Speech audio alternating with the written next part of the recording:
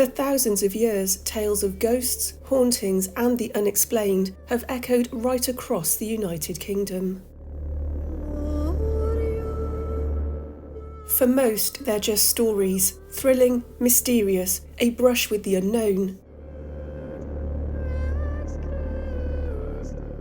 But for those who have seen, heard, or felt something beyond this world, these tales carry a far deeper meaning. Tonight, we'll travel to places where history and the supernatural collide. Beneath the streets of London, where the echoes of the past linger. To the grand yet haunted rooms of a manor house in Wales.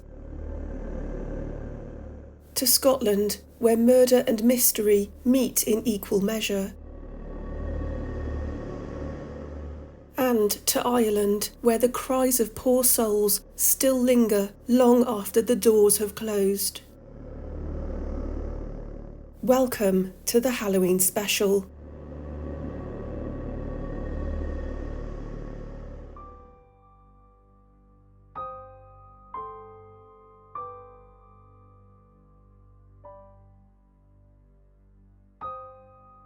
Nestled in the tranquil Towy Valley of Carmarthenshire, Wales, lies the medieval manor house of Aberglasney, a place where centuries of history intertwine with tales of the supernatural. It's Grade 2 listed, but sadly it had periods of dereliction in the 20th century. But since the 1990s, the Aberglasney Restoration Trust have been repairing and restoring much of the house and garden. From ancient legends to modern-day encounters, this historic site is reputedly one of the most haunted in Wales.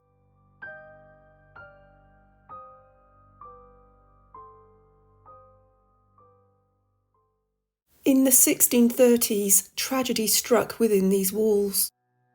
5 maidservants sleeping in a room, which became known as the Blue Room on account of its decor, were found dead the next morning. The cause is usually said to be asphyxiation from a charcoal stove left burning overnight to dry freshly plastered walls. The night before their deaths, a housekeeper reported seeing 5 candles floating in the air, a phenomenon known as corpse candles, canwyll gorff, believed in Welsh folklore to be omens of death. This fearsome phenomena presents itself as flickering light, resembling the flame of a candle, and is seen as a frightening omen of death, appearing over the house or room of someone whose death is imminent, before moving slowly towards the churchyard or burial place of that person. Sadly, the corpse candles had been a chillingly accurate omen of the 5 deaths. Now the ghosts of these unfortunate souls who lost their lives so tragically, walk at Aberglasney House. In the early 1930s, the apparitions of the 5 tragic girls made a rather alarming appearance.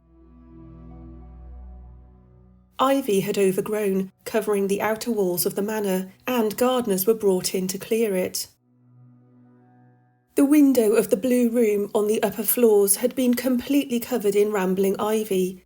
Ladders were needed to reach it. As it was cut back and the glass became visible, one of the workers named Albert Hallett was startled by the sight of 5 girls in old-fashioned clothing inside the room, staring back at him. Today, visitors and staff alike have reported unsettling experiences close to the Blue Room where the maidservants perished. Some claim to hear faint whispers or feel sudden cold spots. Others have reported glimpses of shadowy figures in the corridors, vanishing as quickly as they appear. Visitors describe malfunctioning cameras and equipment, unexplained rattles and footsteps, and ghostly lights that fade into mist. From the courtyard below, guests have witnessed a procession of flickering lights, like those of candle flame, drifting in silence past the windows in that very corridor. Beyond the house, the surrounding grounds hold their own mysteries. Along the footpath and behind the manor, towards Pigeon House Wood, a particular spot is said to emanate an overwhelming sense of dread. A surge of terror and an icy chill seems to rise from the ground itself.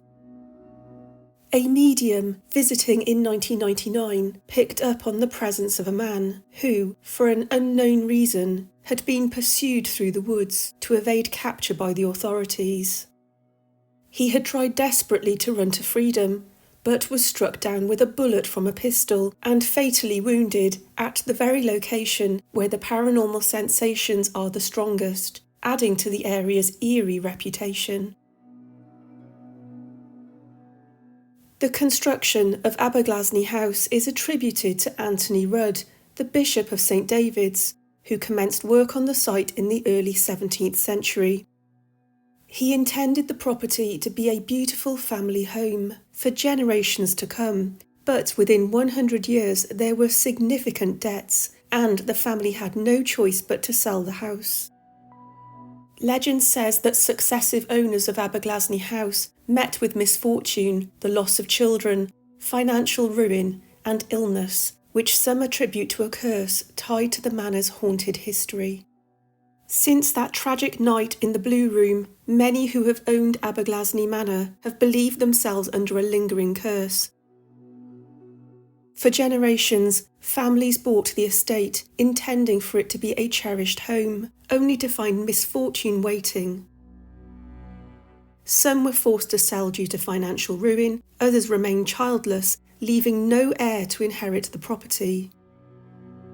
While the loss of children in infancy was sadly common in those times, Aberglasney's owners seemed to suffer far more than their fair share.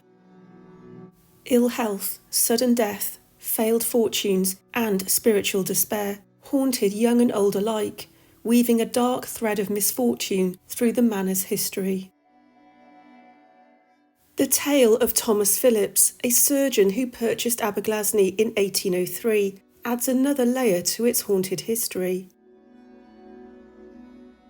He was born in 1749 and was the son of a tanner from Pembroke. He became a surgeon with the East India Company, serving for around 32 years in India, rising to the rank of head surgeon. Having amassed enough wealth, he planned his retirement and purchased Aberglasney, apparently with another man's wife, and it seems he's never left. His spirit continues to haunt the grounds, dressed in a tailcoat, breeches and a top hat. There was an expression amongst the gardeners who saw him. They used to say, "Never fear, it's only old Thomas having a look around, keeping everyone in check." He made improvements to Aberglasney between about 1803 and 1805. He died in 1824, childless, and left Aberglasney to his nephew John Walters. Even today, his apparition, wearing fine Regency clothing, is still reportedly seen by gardeners, tradesmen, and even by guides, and his footsteps are also heard throughout the property. The subsequent owners found their lives devastated by misfortune and ill luck, and by the end of the late 1960s, Aberglasney House stood abandoned. Weeds and nettles had overtaken the once magnificent gardens, while damp and decay gnawed at the bones of the house. What nature had spared, vandals claimed, and by the 1990s only silence and ruin remained, leaving the house derelict. Thankfully, the Aberglasney Restoration Trust bought the property in 1995 with funding from American benefactor Frank Cabot. He was born in New York City in 1925 into an old and prominent New England family. He studied at Harvard University and he later worked in finance, but his lifelong passion was gardening and landscape design. Cabot heard of the estate through a BBC documentary that highlighted its history and desperate state. Captivated by its story, he provided critical funding. His donation was the turning point. Without it, Aberglasney might have been lost entirely. The cloister garden was excavated, cleared of undergrowth, soil and then restored. The building's exterior shell and roof was restored, making the structure watertight. Internal works included reinstating a grand staircase, decorative plasterwork, ceiling roses, and restoring the main hall. But it seems those structural changes awakened something, the spirits of the past. It is not uncommon for builders carrying out restoration work or structural alteration to stonework in particular to witness paranormal phenomena as the fabric of the house is disturbed. Construction workers carrying out work on what was the empty shell of Aberdeenshire House on several occasions witnessed the ghost of a young girl in the basement where she appeared to be cooking. Guides and visitors enjoying the tranquility of the peaceful cloisters would sometimes hear the clear sound of footsteps behind them, only to discover there's nobody following them and they are truly by themselves. Whether you're a skeptic or a believer, Aberdeenshire House and Gardens offers a glimpse into a world where history and the supernatural coexist. The gardens bloom with life, yet the house holds on to something far colder, a heavy presence that refuses to fade, and the ghosts of the past.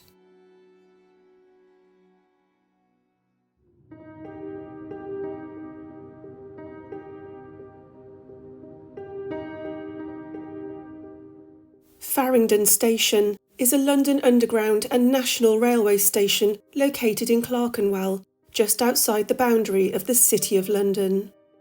It originally opened in 1863 as part of the Metropolitan Railway, which was the world's first underground railway. Farringdon is therefore one of the oldest surviving underground stations in the world. Over the years, it has gained a reputation as one of the most haunted stations on the London Underground, largely due to the legend of Anne Naylor, the so-called screaming spectre. Thousands of people travel through Farringdon Station every day, unaware of the dark history that surrounds them. The most famous ghost at Farringdon Station is that of a screaming woman. Her screams are heard across the platforms and through the tunnels with such regularity that she's nicknamed the Screaming Spectre. For many centuries, this has been attributed to the ghost of Anne Naylor, a poorly treated apprentice who met her fate in cruel and barbaric circumstances on the site of Farringdon Station in the 18th century.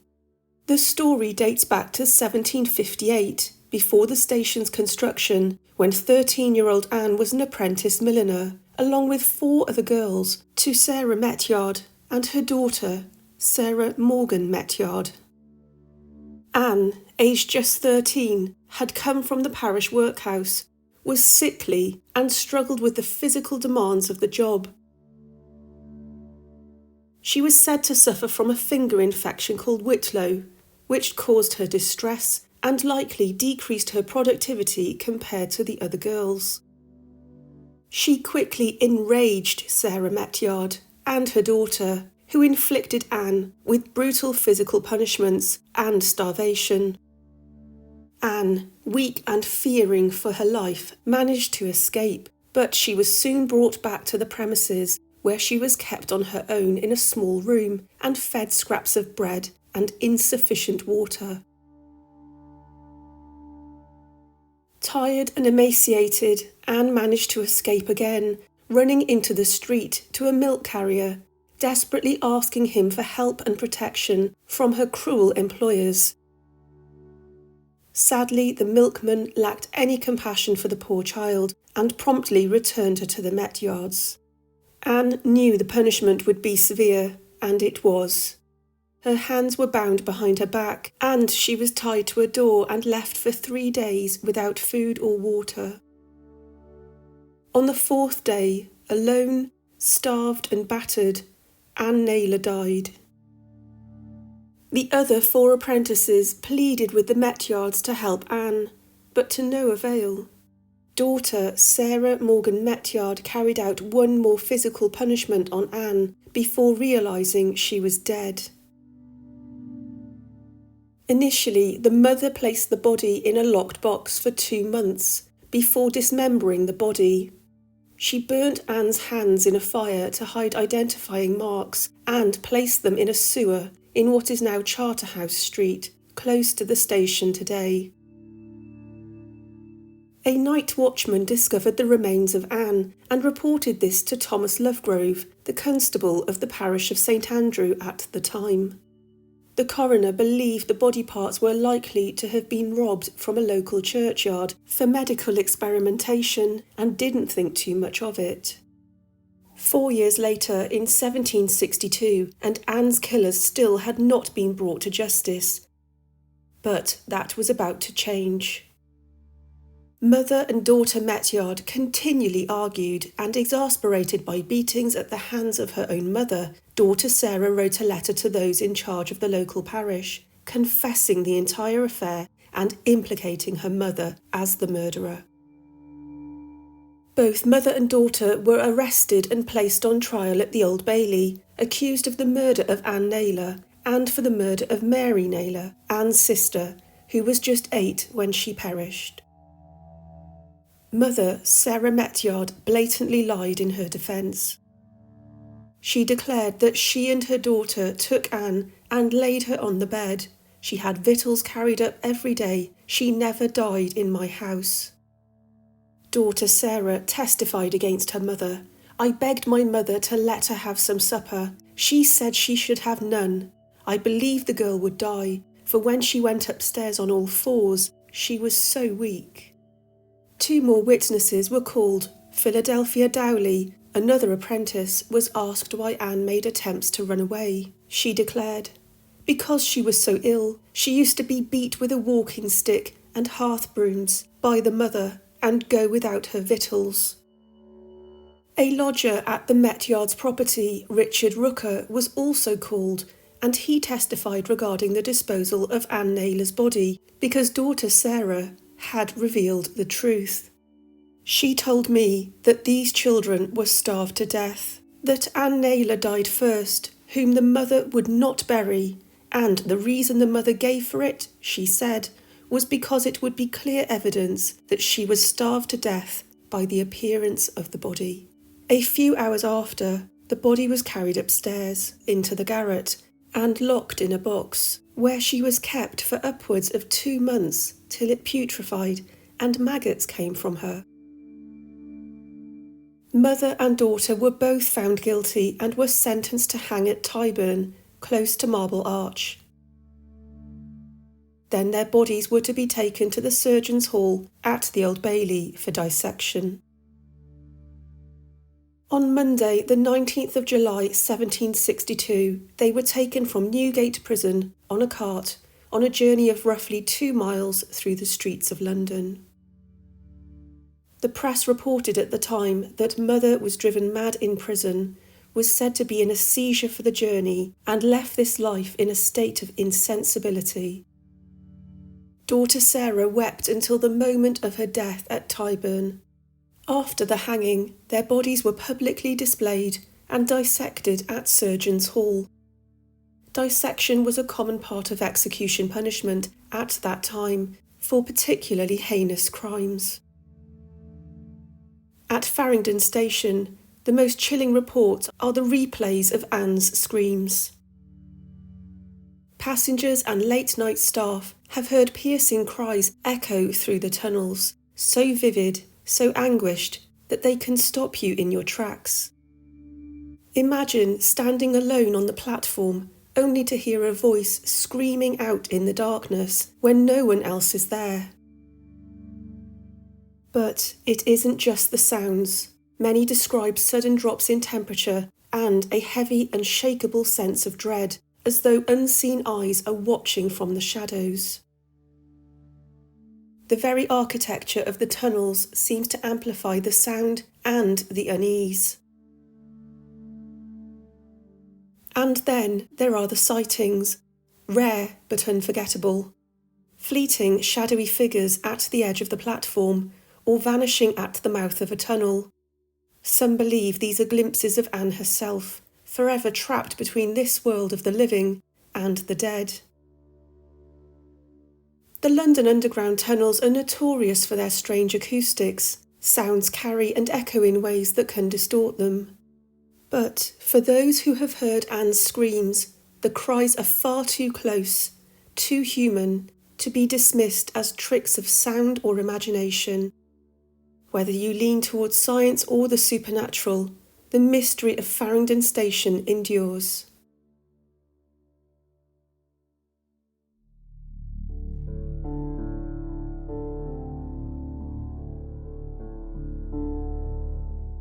Kilmainham Jail is one of Dublin's most infamous prisons. It opened in 1796 as the new county jail for Dublin, and whilst most of its prisoners were common criminals, it also held political prisoners and revolutionaries who fought in Ireland's campaign for independence. For over 100 years, Kilmainham Jail held over 100,000 prisoners, including some of Ireland's most notorious criminals. Men, women and children were all held here for crimes that ranged from minor offences to cold-blooded murder. Prisoners were held in abysmal conditions that would continue for many years until 1924, when the jail saw its doors close. Today it operates as a museum, but this was the site of both public and private executions. A place of loneliness and despair for those unlucky enough to find themselves incarcerated. Perhaps it's unsurprising that this is considered one of the most haunted locations in Ireland. This is a formidable prison constructed in granite and limestone, with some of the walls around 7 feet thick in places. Inside this grim structure, men, women and even children were crammed together, up to 5 people per cell, sharing a single flickering candle for both light and warmth. The West Wing is the oldest part of the jail, dating back to 1796 and consisting of 79 cells. When initially constructed, these cells were devoid of light, heat and windows.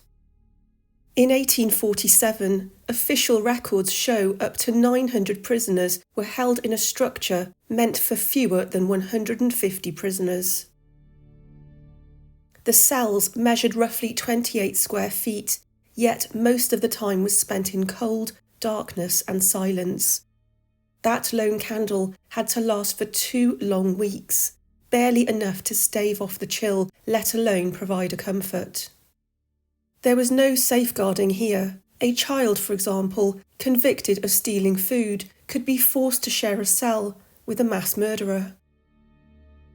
The youngest recorded prisoner at Kilmainham Jail was a 3-year-old boy named Thomas Roberts, who was incarcerated for begging in 1856. Inmates endured harsh conditions with inadequate ventilation, poor sanitation, and insufficient heating and severe malnutrition. These factors created an environment conducive to the spread of infectious disease. Inside the jail are 2 chapels, one Catholic and one Protestant. Today, only the Catholic chapel is open to visitors, and this chapel, with its distinctive red walls, is located on the 1st floor.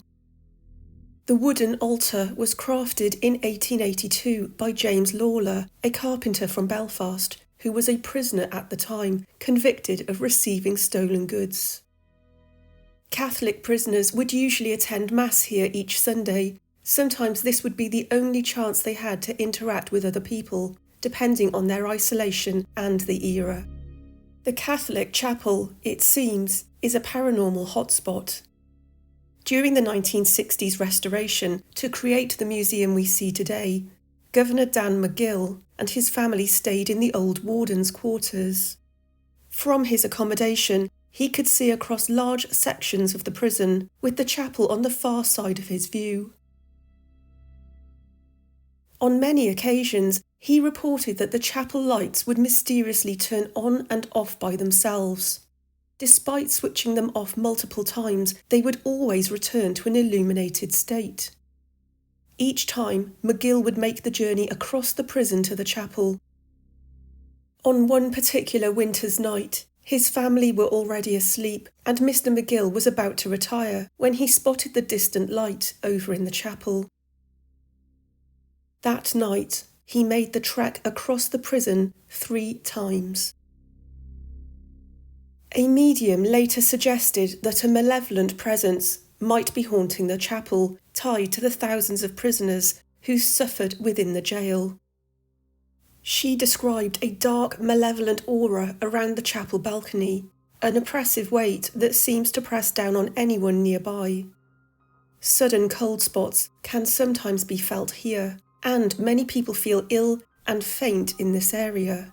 Some refuse to enter, feeling unwelcome or sensing an evil presence. Children in particular seem more vulnerable to these emotions. Perhaps they are sensitive to the struggles of past inmates. One of the most poignant moments in Kilmainham Jail's history took place in this very chapel. A last-minute wedding between Grace Gifford and Joseph Plunkett. Grace was a talented artist and passionate Irish nationalist.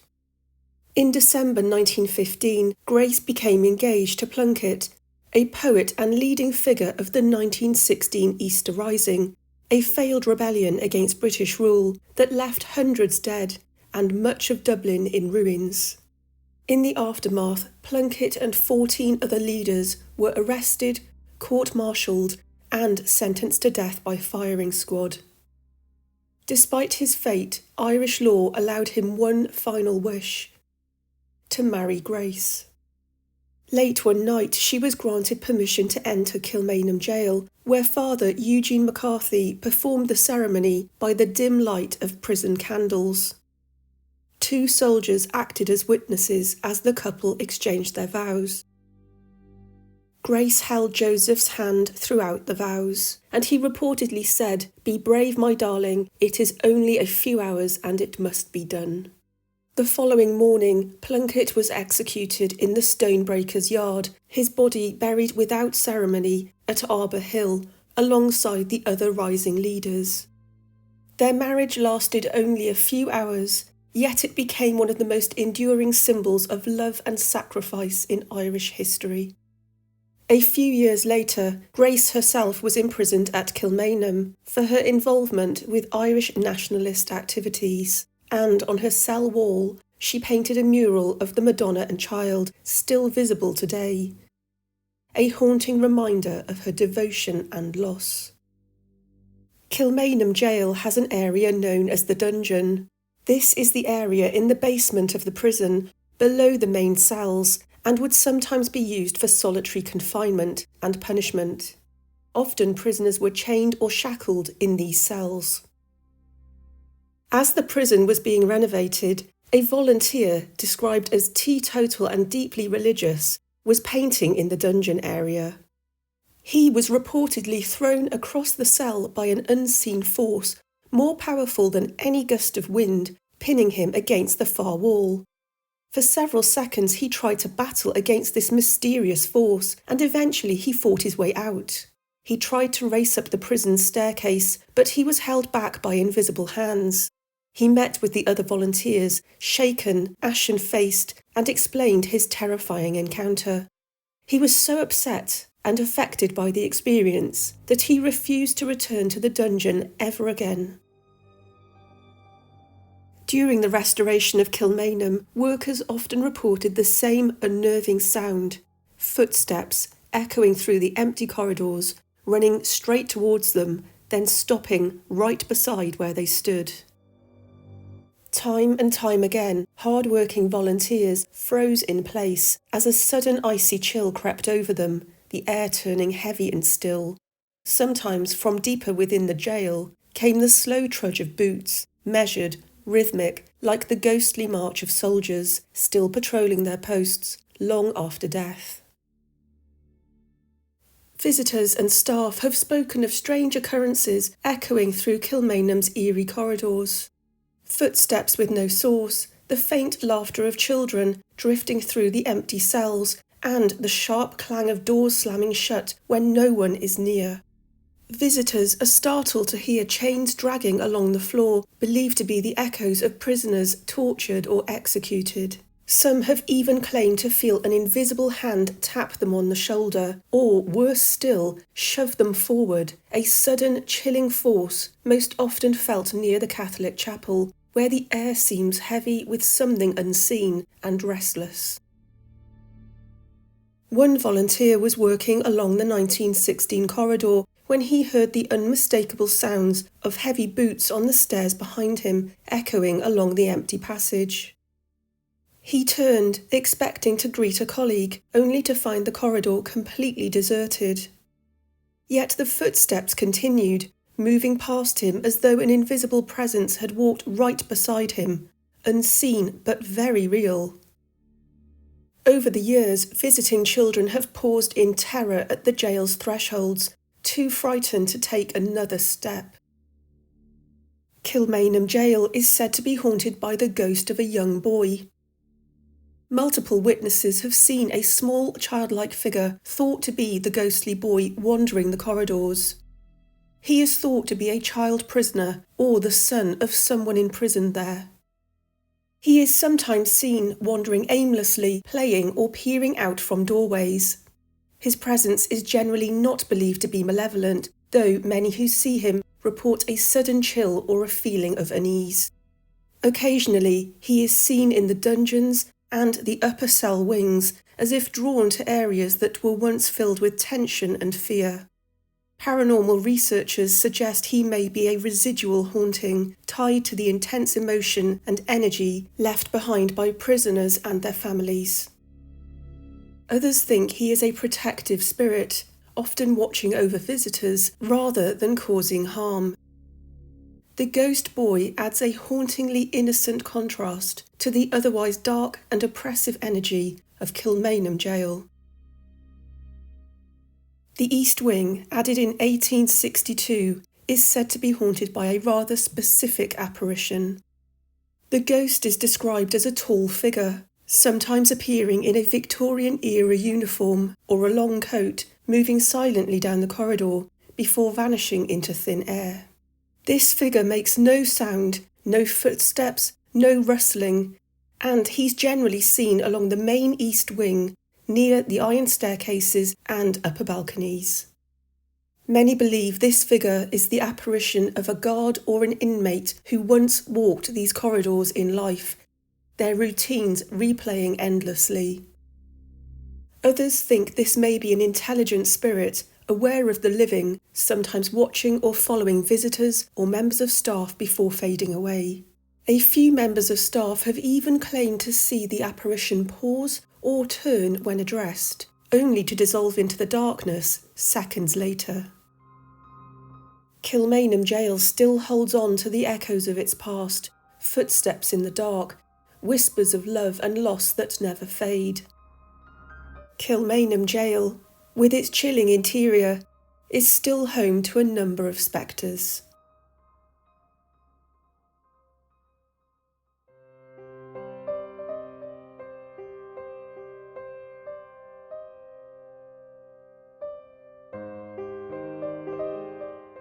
Crathis Castle is a 16th century castle in Aberdeenshire.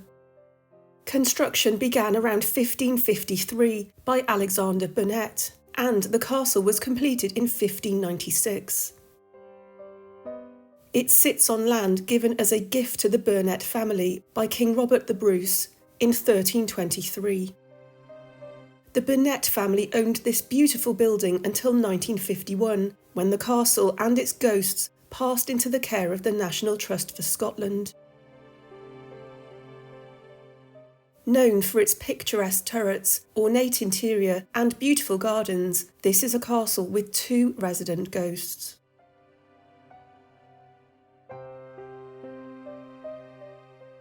In 1543, Alexander Burnet married Janet Hamilton, the illegitimate daughter of Cardinal David Beaton, the powerful abbot of Arbroath, who rose to become Archbishop of St Andrews.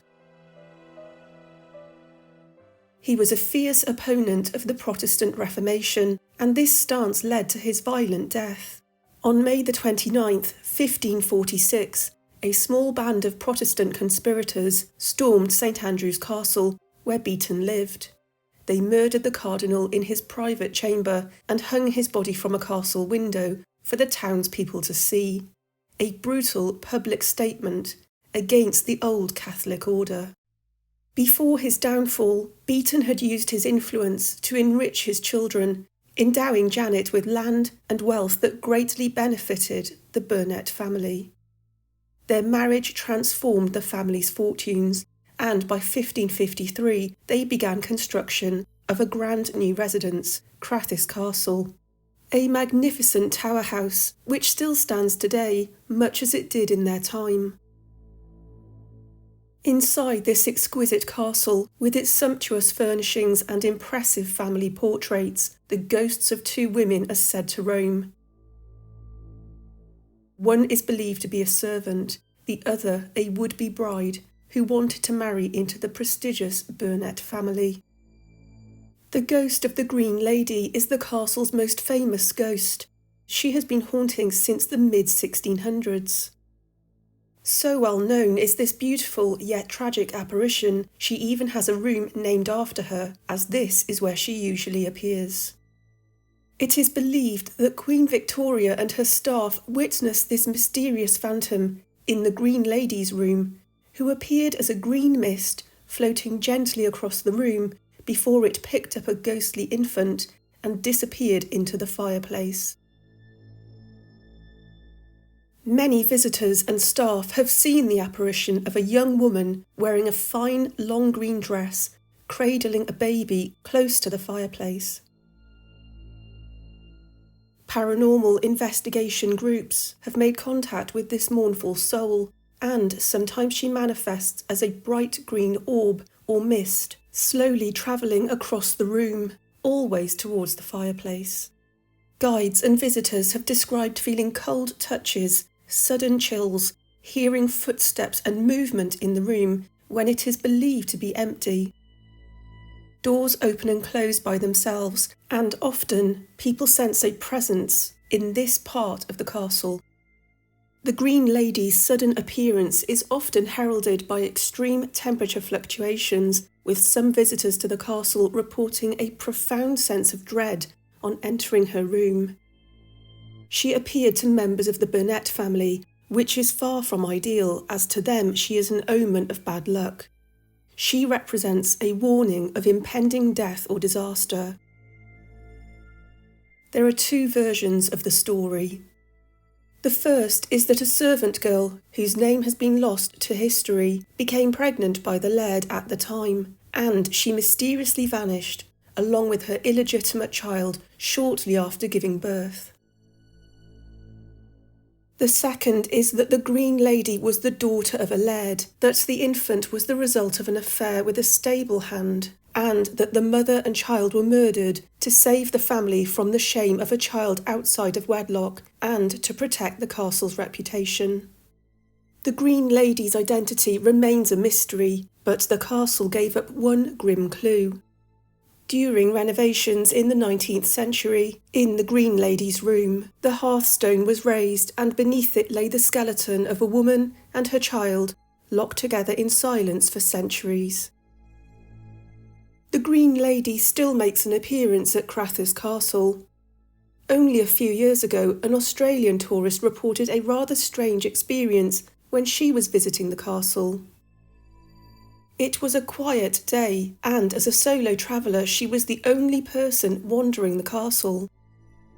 As she set foot on the spiral staircase to make her way to the Green Lady's room, she heard a clear, audible voice in her ear, warning her. "Don't go in the next room. Don't go in. Get out now." After this encounter, she raced down the spiral staircase and shot out of the main door into the gardens. To the astonishment of the member of staff on reception, the visitor refused to go back inside and to finish the tour. The second, lesser-known ghost is nicknamed the White Lady, and she has a fascinating story. For many centuries, members of the Scottish gentry were expected to marry to preserve the family's status, titles and lands. Love was, at best, simply an afterthought. Laird Alexander, in the 1500s, died when his son, also named Alexander, was only 6 years old.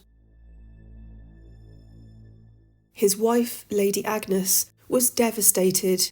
It became her priority to ensure her son married a suitable match to keep the family dynasty strong. Agnes had been planning a suitable match for years and had settled on the daughter of a duke. Wealthy, beautiful and from a noble family, Agnes was elated. But when her son, at 17 years old, declared his love publicly for a cousin named Bertha de Bernard, Lady Agnes was incandescent with rage. This was unacceptable, and Lady Agnes disapproved of the relationship because she wanted Alexander to marry someone of higher noble standing. Bertha, visiting from France, had spent the summer months at the Burnet's Scottish rural home during the construction of the castle. After Alexander had declared his desire to marry Bertha publicly, he had to leave the estate for a while to deal with a land dispute. This allowed Lady Agnes to spin her malevolent, calculating plans into action. On his return to Scotland, he was informed that his beloved, Bertha, had become gravely ill with some sort of muscle-wasting disease and had passed away during his absence. Numb and in utter shock from this news, he found her body, cold, pale and lifeless, laid out in the great hall. In that moment, his emotion overcame him, and feeling faint, he reached for a goblet of wine, located on a table nearby. In a split second, Lady Agnes dashed it out of his hand and threw the goblet and the wine out of the tower window. Whispers began to swirl, and damning accusations followed.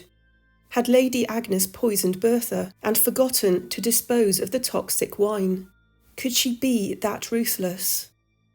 Just 1 year later came final proof. As the family enjoyed a decadent supper in the grand hall, the heavy wooden doors flew open, and Bertha's father, enraged and livid, having heard of the news of his daughter's death, stormed into the hall, demanding answers. As he accused Lady Agnes of the murder of his daughter, the guests saw the decorative wall hangings begin to move, as though a gust of wind swirled through the majestic room. Lady Agnes, terrified but utterly transfixed by an unknown entity, sat bolt upright, rigid, and pointed with her arm outstretched. She began to scream, "She comes, she's here," before dropping down dead. Bertha got her revenge, and Bertha's father cursed the castle that day. It is said that on the anniversary of Bertha's death, an apparition wearing a white dress roams the grounds of Crathis Castle. Some say it is Bertha, but others believe it is the restless spirit of Lady Agnes, doomed to walk forever as punishment for Bertha's murder.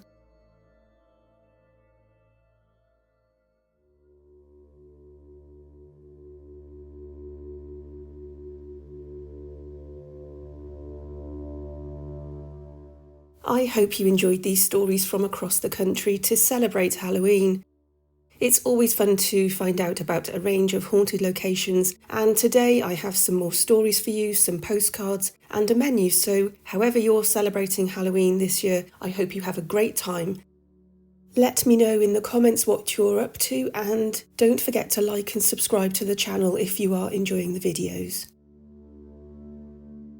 Let's go back to Farringdon station for a minute. When I looked into this location, I was really shocked at the number of deaths that occurred there, so I thought I'd just tell you about some of them.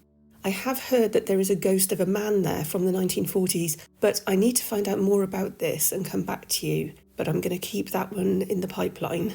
All of these deaths were reported in the news at the time. Back in 1868, a young woman screamed, clutched her chest and collapsed whilst she was changing platforms, and a porter immediately went to assist her, but she was unresponsive. So a doctor was called, but the woman was pronounced dead at the scene. She was moved to Clerkenwell Workhouse for an inquest. At the time, she was described as around 28 years old, wearing a striped silk dress, a black bonnet with green ribbon and a long waterproof coat, and a pair of gold earrings. To this day, her identity is still unknown. In 1893, a cleaner at the station discovered a brown paper parcel under the seat of a first-class carriage. When he opened the bundle, he found the dead body of a newly born, fully developed female baby wrapped in calico. The body was examined by the divisional police surgeon, who found no external marks or violence on the body and declared that the body had been deceased for roughly 24 hours. Death was proclaimed as being caused by neglect from birth. There's a legend connected to Aberglasney that I wanted to tell you about. Back in the olden days, it was a really dangerous area. West Wales has a huge coastline. I have no doubt there would have been smuggling going on, and this was a land of outlaws. So the legend is that during the time of Henry V, robbers buried treasure in the grounds of the house, particularly coins minted to commemorate the Battle of Sluys in 1340. Now, this was a very decisive naval victory for Edward III of England during the early part of the 100 Years' War. This victory gave England control of the English Channel, prevented French invasions, and established Edward III's naval dominance for years. Edward III had a commemorative coin minted to celebrate his decisive naval victory, and this coin is known as the Gold Noble, and this became one of the most iconic English coins of the medieval period. The coin features a crowned figure of Edward III standing in a ship holding a sword and shield, and the Latin inscription reads, "Edward by the grace of God, King of England and France, Lord of Ireland." And the reverse shows a floriated cross with a crown at each end, surrounded by the Latin inscription, "But Jesus passing through their midst went his way." And this biblical reference was commonly invoked for protection in battle. These coins are worth an absolute fortune and can go for around £16,000 in good condition. That's somewhere around $21,000 from what I gather. So if you've got a metal detector and you're bored one day and you want to have a wander around the grounds at Aberglasney, you might find these coins because their location is unknown. There's another story from Aberglasney concerning Queen Elizabeth I. Anthony Rudd, who was the Bishop of St David's, started work on Aberglasney, but he'd been around for a while. He was educated at Trinity College, Cambridge, and he held the position of the Dean of Gloucester before his appointment as bishop. Rudd was known for his eloquent preaching, which earned him the favour of Queen Elizabeth I. She was so impressed with him that she had ideas to make him Archbishop of Canterbury, and that is the top job. At that time, John Whitgift held the position. This rumour circulated at court, and some jealous courtiers who had other ideas took Rudd to one side and told him to cool his enthusiasm in his sermons because the Queen was tired and old. Rudd took this on board, and in 1596 he delivered a sermon at Richmond Palace, where he said, "O teach us to number our days," alluding to Queen Elizabeth's advancing age and implying that the beauty of the Queen was subject to the ravages of time. And Queen Elizabeth I went absolutely crackers. She took it really badly and she got up and stormed out, and as she left she shouted, "Enough of your arithmeticking, Master Rudd." And that was it. No more talk of Canterbury, and he stayed as the Archbishop of St David's until his death in 1615. So I have a few postcards for you today, and I wanted to begin with this one, which is from the Shelbourne Hotel in Dublin. Dear G, arrived yesterday 12:30 after a long and tiring journey, but it's simply wonderful and weather perfect. Dublin is a fascinating place, shops etc. wonderful, and beautiful scenery everywhere. This postcard is from 1948, and I chose this one because the Shelbourne Hotel on the front there is haunted. Now, I'm only going to give you a brief outline because I think I'm going to cover this fully in a future video. The Shelbourne Hotel was founded in 1824 by an Irish businessman, and it was built on the location of former townhouses on St Stephen's Green. Lots of famous figures have stayed here, such as JFK, Grace Kelly, and Orson Welles.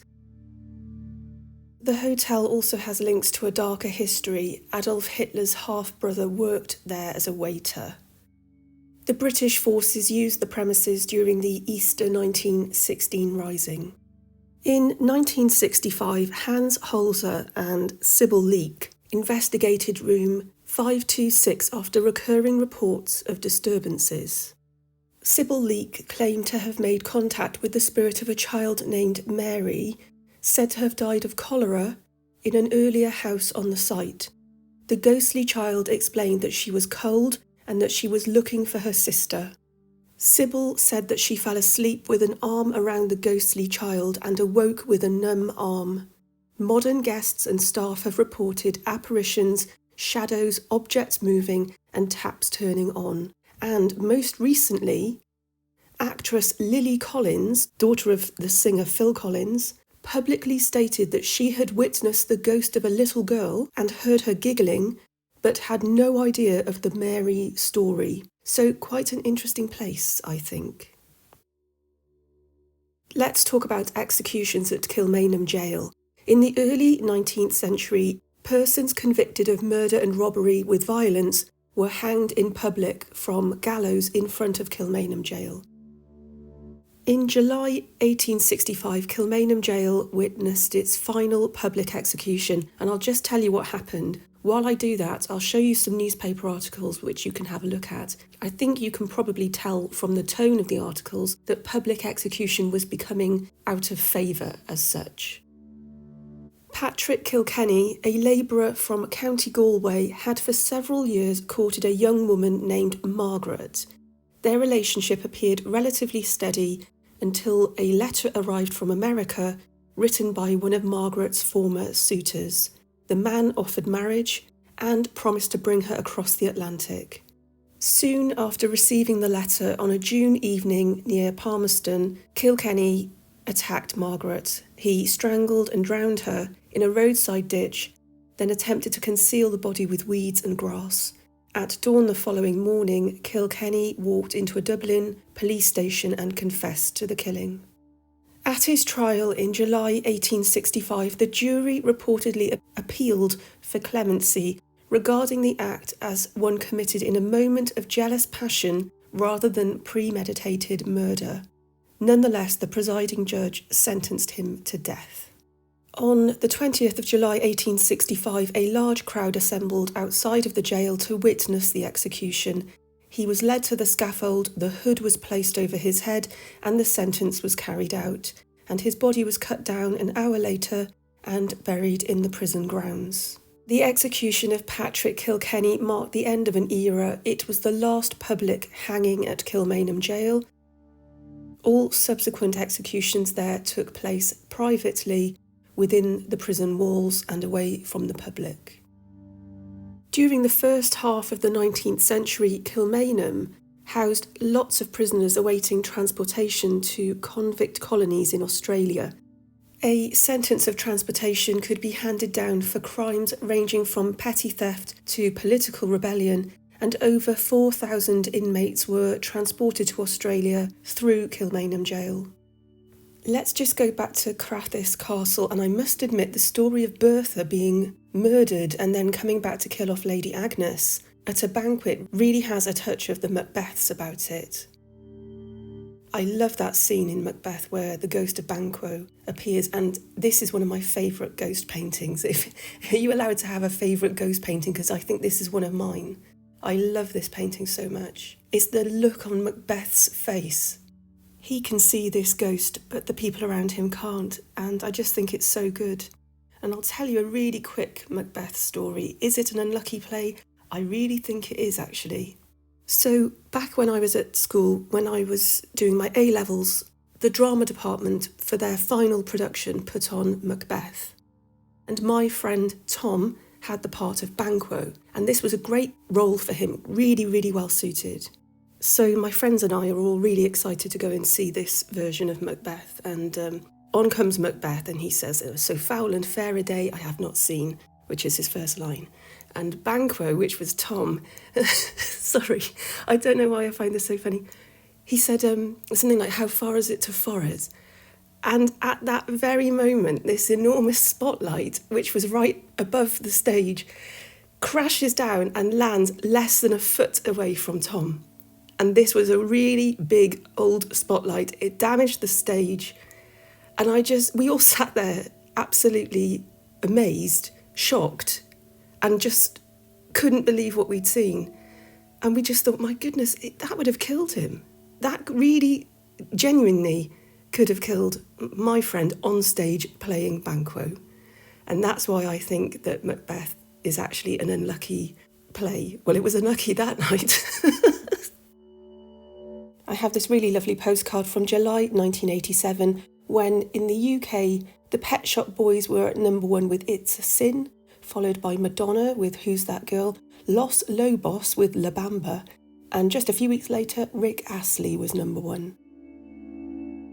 Visited Crathis Castle Garden among many other National Trust properties, spent a day in Pitlochry, and also visited Balmoral, sunbathed yesterday by Loch Tay, had to paddle to keep cool, travelling from Inverness to Thurso by train today. Superb scenery as the line follows the coast for a long way. Wow, what a busy trip these people had travelling around Scotland. Sounds like they had really good weather too, so I'm sure they enjoyed it. So I have this rather lovely menu from 70 years ago this week. People would have had this in their hands at the Park Lane Hotel in London, which is located on Piccadilly facing Green Park. And it was founded in 1927 and quickly became a landmark venue for state banquets, corporate dinners and high society events. And in 1955, it hosted this formal dinner for a prominent shipping company, reflecting the hotel's status as one of London's premier luxury hotels. And today the building continues to operate. It is now known as the Sheraton Grand London Park Lane, but it still has quite a lot of its Art Deco style. And stars like Charlie Chaplin, Grace Kelly, Elizabeth Taylor, they all stayed here on visits to London. So let's have a look at this menu from a company that were largely based around Dagenham, which is the port featured on the cover. And this shipping company transported a lot of oil and coal, particularly after the war years. Look how many people attended. That's loads, so many people. To begin, we've got velvety soup, maybe made with chicken or mushroom. Fillets of sole with Mediterranean sauce. There's grain-fed chicken with butter, peas and potatoes. And then for dessert, if you've got room, there's pears with orange liqueur. And then I had to look at bomb nesselrod. Effectively, it's a frozen dome-shaped dessert filled with chestnut cream and candied fruit. And it's named after this man, who is called Count Karl von Nesselrod, and he was a 19th century Russian diplomat. And then there are little bite-sized desserts, which I think we would generally call petit fours. So that's it from me today. I hope you have enjoyed this video. If you have, please like, subscribe, share, hype it, and whatever you're doing for Halloween, I hope you have a wonderful, wonderful time. Take care, guys, and I'll see you on the next one. Take care.